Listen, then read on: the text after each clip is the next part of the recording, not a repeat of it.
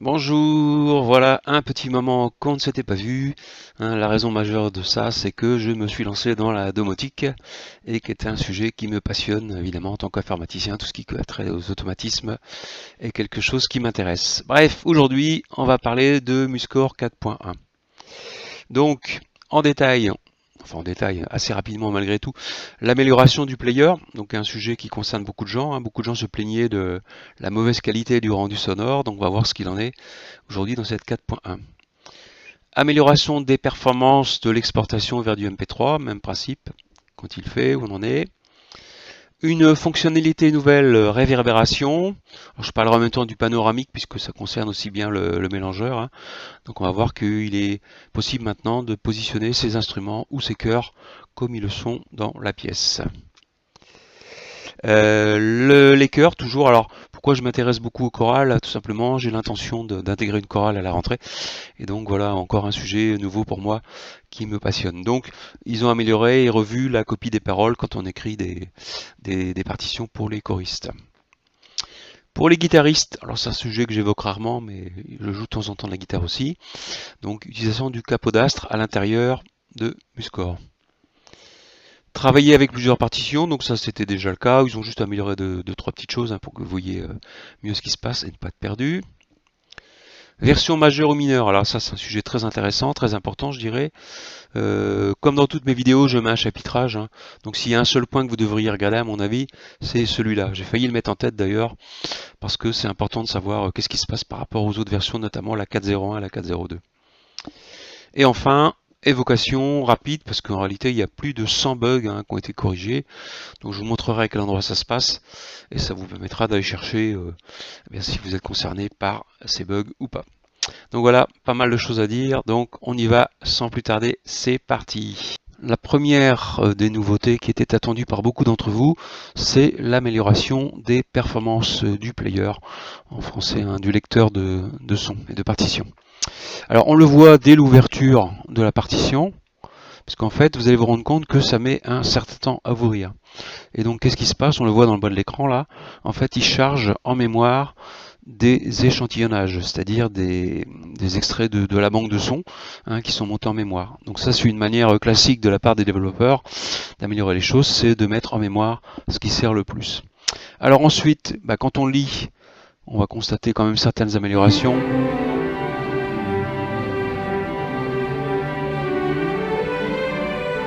Alors là, j'ai pris un morceau des plus compliqués qui soient, avec beaucoup d'instruments différents, avec des banques de sons Musound, c'est-à-dire la situation la plus complexe pour lui. Alors bon, moi j'ai pas tellement de recul par rapport à ça, donc je constate qu'effectivement il y a une amélioration. Maintenant sur les forums anglais, on voit qu'il y a des gens qui sont très très satisfaits. Alors en creusant un petit peu, je me suis souvent demandé d'où venait la consommation de ressources qui est faite par cette version. Et en fait, bizarrement, on va le voir ici.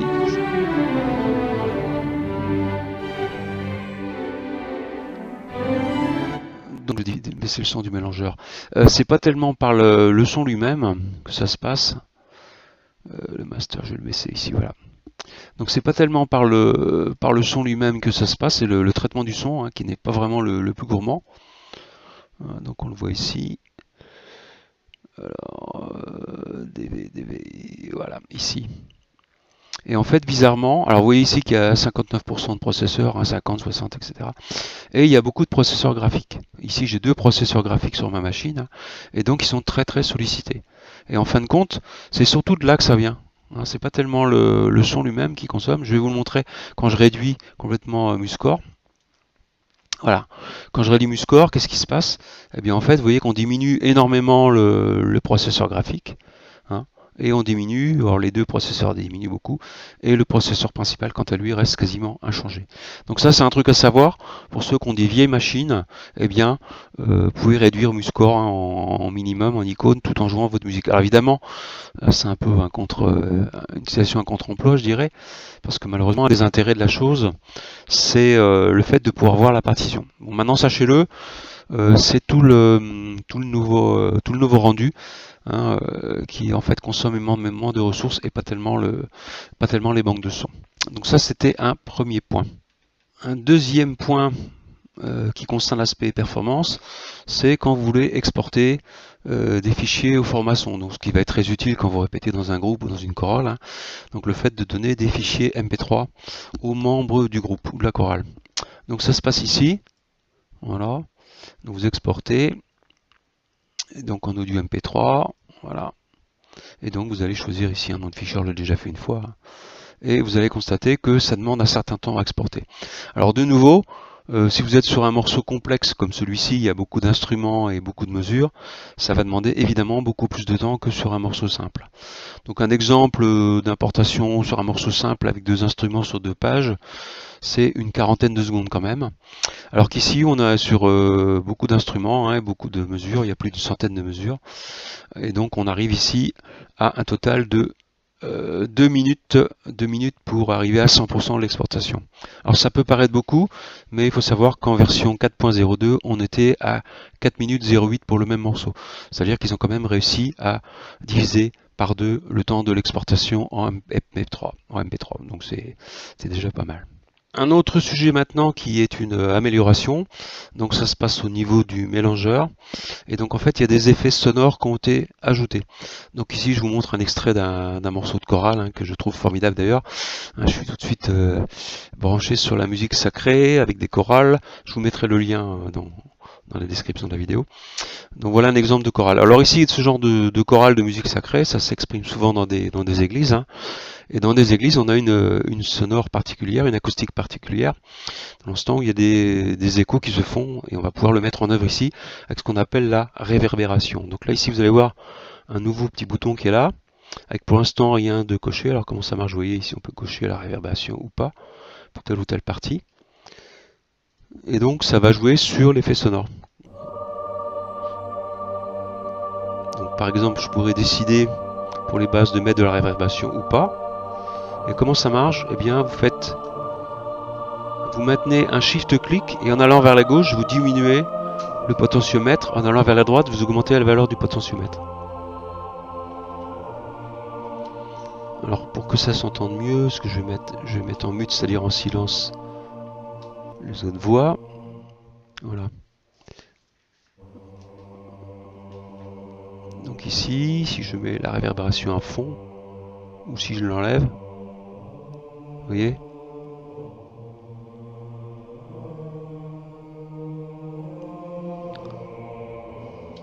Donc on arrive vraiment à se rapprocher de ce qu'on peut entendre dans une église. D'accord? Alors tant qu'on est là, il y a une autre amélioration qui est possible aussi, c'est le panoramique. Alors le panoramique va nous permettre en fait de placer soit les choristes, soit les instruments à gauche ou à droite puisqu'on est en stéréo. Hein. Donc en fait je vais pouvoir jouer ici sur la position, alors je vais revenir, je vais prendre par exemple, on va montrer les sopranos, toc toc, voilà. Donc ici avec le panoramique, alors même principe que tout à l'heure, là vous l'entendez se déplacer. D'accord? Donc en ce qui me concerne, mon casque à moi, c'est de gauche à droite. Donc ça aussi, pour ceux qui sont un petit peu perfectionnistes, en fait, ça va leur permettre de vraiment simuler une chorale ou même un groupe hein, avec l'acoustique et le positionnement dans la salle. Donc voilà des améliorations assez sympathiques.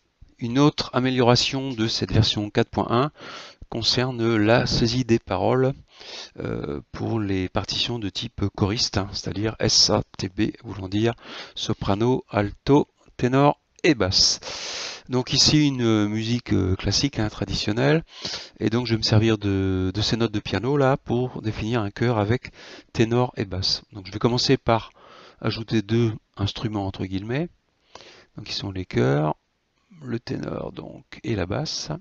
Voilà. Ensuite je vais récupérer les notes. Le piano aussi, la clé de sol. CTRL mise à jour fin, je fais à la fin de ma partition. CTRL C, je copie. Et CTRL V, je colle. Je vais faire la même chose en décalage. Parce que mon but, donc ça va être de faire un canon. Donc ici on voit que je suis une octave un peu haut, donc CTRL flèche basse, je descends.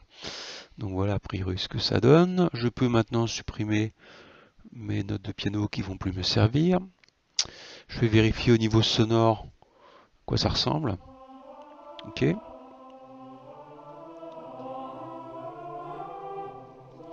Donc ça concerne les notes. Alors maintenant reste les paroles. Donc pour saisir les paroles, ce qu'on a toujours eu dans MuseScore, eh bien vous tapez ici sur une note, vous saisissez une note et par CTRL L, alors commande L pour ceux de Macintosh, hein, vous arrivez dans CTRL L. Alors pourquoi L? Parce que lyrics, donc frère, voilà, tiré, c'est la suite de mon mot, re, blanc, J-A-C, tiré, Q-E-S, blanc, etc. Voilà. Alors, bon, ça peut être bien, maintenant, c'est quand même un petit peu fastidieux au niveau de l'édition, hein, ce qui fait qu'ils ont trouvé un mode plus sympathique et plus rapide de faire, c'est de passer par un bloc-notes. Alors, je vais ici annuler tout ça, donc je sélectionne tous les éléments similaires, c'est-à-dire les lyrics, et j'appuie sur Supr. Donc je me suis préparé un petit fichier avec le notepad ici, le bloc-notes donc, et je vais tout simplement copier-coller l'ensemble des phrases. Alors vous noterez que quand il y a comment dire, un retour chariot, un passage à la ligne, eh bien c'est quand on change de couplet. Premier couplet, deuxième couplet, troisième couplet. Donc ici j'en ai pas. Donc je fais CTRL-C, je copie tout ça.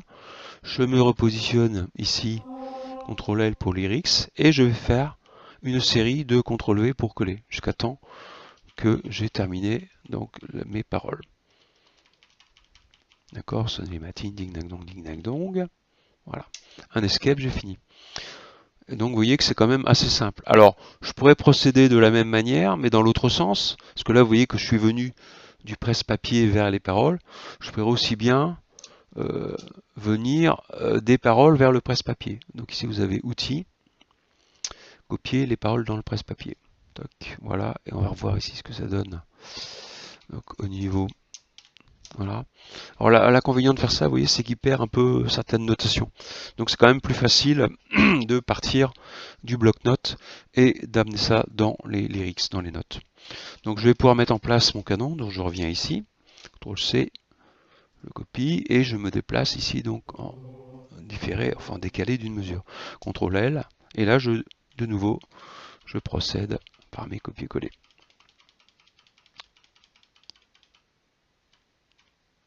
Et voilà, il manque un dong, tout simple, d'accord? Donc ça améliore quand même pas mal la saisie des notes pour les chœurs. Donc je vous l'ai dit tout à l'heure, hein, c'est un sujet qui m'intéresse, puisqu'il est probable que j'intègre une chorale à la rentrée. Donc voilà quelque chose qui a été bien amélioré dans cette version 4.1. Alors vous verrez des petits points de détail dans la saisie de notes. Donc l'espace, j'en ai parlé tout à l'heure, ça permet de passer d'un mot à l'autre. Le tiret, ça permet de passer d'une syllabe à l'autre. Le souligné, alors le souligné, ce qu'on appelle un mélisme. Donc ça permet de continuer une note, sur des notes qui durent, sur plusieurs notes. Donc le mélisme. Et enfin, l'élision, c'est l'inverse. Ça vous permet de mettre plusieurs syllabes sur une même note.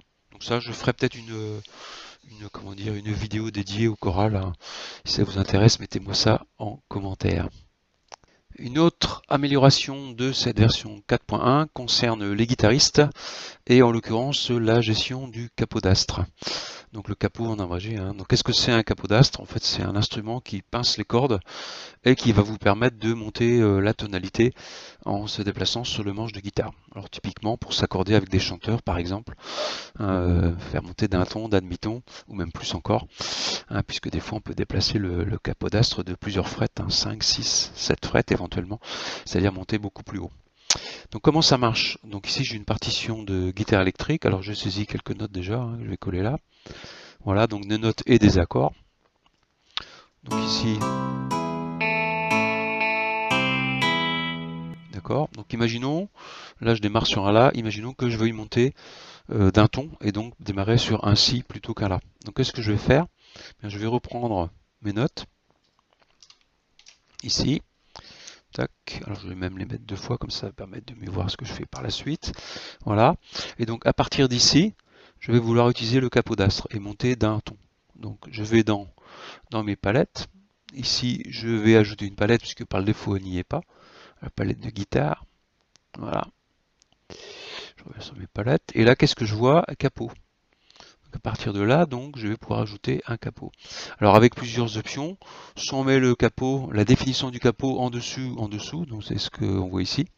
D'accord? Soit on est avec capot, soit on descend. Donc là, par exemple, la frette, c'est ce qui va nous permettre d'augmenter le nombre de tons qu'on veut augmenter. D'accord? Donc ici, sur une guitare, on est en mi par défaut, hein, en accord. Et donc si j'augmente d'une frette, je vais augmenter de deux tons. De deux frettes, pardon. Si j'augmente d'une frette, j'augmente d'un demi-ton, puisque pour passer de mi à fa, j'ai un demi-ton. C'est ce que je peux faire ici. D'accord? Alors on peut spécifier si on veut le texte là qui ne nous plaît pas. Bon, on va voir après comment on fait. Par défaut, il met ça. Capot d'astre 1, ça veut dire qu'on est sur la frette 1. Alors quand je vais choisir de l'enlever, je vais faire la même démarche. Sauf que là, je vais mettre sans capot. Voilà. Alors sauf que là, j'aurais dû le mettre en dessous pour que ce soit logique par rapport à ma notation. Voilà. Donc voilà comment on fait. Alors on écoute le tout.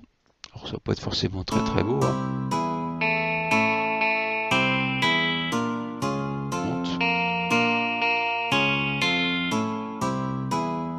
On est redescendu. D'accord? Donc ça c'est une manière très simple de rajouter et d'enlever le capot d'astre, ce qu'on fait souvent en musique d'accompagnement en guitare. D'accord? Alors attention, ici on a des accords sous forme littérale. Dans les guitares, vous avez aussi des accords sous forme de diagramme d'accords. Je vous le montre quand même parce que ça fait partie du sujet. Diagramme d'accords de guitare, voilà. Et donc si je vais dans palette, on verra que malheureusement le capot ne s'applique pas à ces diagrammes d'accords. Donc ici, si je prends n'importe quoi, par exemple un Do, voilà. Donc les diagrammes d'accords ici, ça vous permet en fait d'avoir des petits repères visuels. Et en fait, le capot d'astre ne s'applique pas à ces diagrammes d'accords. Donc il va falloir faire un choix. Personnellement, je pense, bon, j'ai joué un petit peu de guitare, mais je ne joue plus beaucoup maintenant. Mais je pense que ça doit être vraiment des repères visuels, hein, ces diagrammes d'accords, mais faut pas trop essayer de les faire jouer, hein, parce que sinon on risque de se perdre un peu avec toutes ces notions de c'est jouer, c'est pas jouer. Une toute petite amélioration sur le multipartition. On avait déjà parlé de ça lors de la sortie de la 4. Vous savez que Muscore 4 est mono instance, c'est-à-dire que on a un lancement de Muscore par partition. Et si on veut en créer une nouvelle, ce qui va se passer, c'est que vous allez avoir un nouveau lancement de Muscore 4. Alors là, il est en train de le faire. Voilà. De la même façon, si j'ouvre, je vais vous montrer, si j'ouvre une autre partition, par exemple ici je rouvre mon frère Jacques, voilà, vous n'avez plus les mêmes écrans qu'on avait précédemment. En fait, ça a été simplifié. Auparavant, on avait un vrai lancement de Muscore 4. Donc maintenant, là, ça a été simplifié. Ça va beaucoup plus vite au sujet qui nous intéresse, à savoir soit une nouvelle partition, soit on ouvre une partition existante, autre. La compatibilité de cette version avec les autres. Donc attention, contrairement aux versions 4.01, 4.02, etc., qui étaient des versions mineures, à partir d'ici, on passe sur une version majeure. Donc qu'est-ce que ça veut dire? Ça veut dire que quand on va faire enregistrer sous ici donc un nouveau fichier, alors je vais mettre ça dans mes vidéos par exemple, à l'endroit où je suis là, voilà, mes partitions, ici, super morceau de guitare comme vous avez pu le voir. Voilà. Donc ce fichier-là, MSCZ, est marqué de la version 4.1. Ça veut dire quoi? Ça veut dire que vous ne pourrez pas le rouvrir dans une version 4.0, etc. Alors j'avais peur un petit peu à un moment donné qu'il ne blinde pas l'affaire, c'est-à-dire qu'il vous laisse ouvrir et que le fichier soit marqué corrompu, et apparemment c'est pas le cas, heureusement pour nous, hein, le fichier a bien été marqué de la 4.1, ce qui fait que vous aurez le fameux message que vous avez, vous cherchez à ouvrir un fichier créé par une version postérieure. Hein, donc ça veut dire quoi en clair? Ça veut dire que vous travaillez avec la 4.1 et vos amis et camarades de chorale et de groupe, etc. doivent travailler aussi avec la 4.1. Donc il faut que tout le monde soit sur la même version. Et pour finir, sur cette version 4.1, donc c'était vraiment une release de correction, il y a énormément de choses qui ont été faites. Donc là, il y a un lien que je vous mets dans les descriptions de la vidéo, n'est-ce pas? Et donc vous avez toutes les améliorations qui ont été apportées, mais également la correction de tous les bugs. Alors la correction de tous les bugs, j'ai poussé, voilà, ici, donc il y en a un paquet énorme. Alors on doit pouvoir avoir la traduction ici, traduire en français, voilà, c'est ça. Donc vous voyez, il y a énormément de bugs. Alors, toujours pareil avec les bugs, hein. Soit vous êtes concerné, vous allez sauter au plafond en disant ça y est, formidable, ils ont enfin corrigé mon problème. Soit vous n'êtes pas concerné, bon, en clair, vous n'êtes pas vraiment atteint et enthousiaste par rapport à tout ça. D'accord? Donc il y a beaucoup de choses sur les plantages notamment. C'est vrai que ça arrive assez souvent dans les versions précédentes, eh bien qu'il y ait des plantages violents avec éventuellement perte de la partition. Ça, c'est des choses qui étaient extrêmement désagréables. Après le reste, bon, vous voyez des petits problèmes d'espacement, des calculs d'échelle, des redessins corrects, etc. Donc il y a beaucoup de choses ici à valider. Donc si vous aviez vraiment des bugs répétitifs, hein, qui vous embêtaient, eh bien je vous conseille d'aller faire un tour là-dedans. Bien, en conclusion, cette version 4.1 est une version majeure avec beaucoup de corrections. Donc on peut espérer qu'il y aura encore d'autres améliorations par la suite, hein. Personnellement, je pense qu'au niveau des performances, hein, je vous l'ai dit, il y a encore des choses à faire pour que les gens qui n'ont pas des machines très puissantes puissent quand même utiliser Muscore correctement. Bien, donc n'hésitez pas à vous abonner pour voir la suite et d'ici là, à bientôt.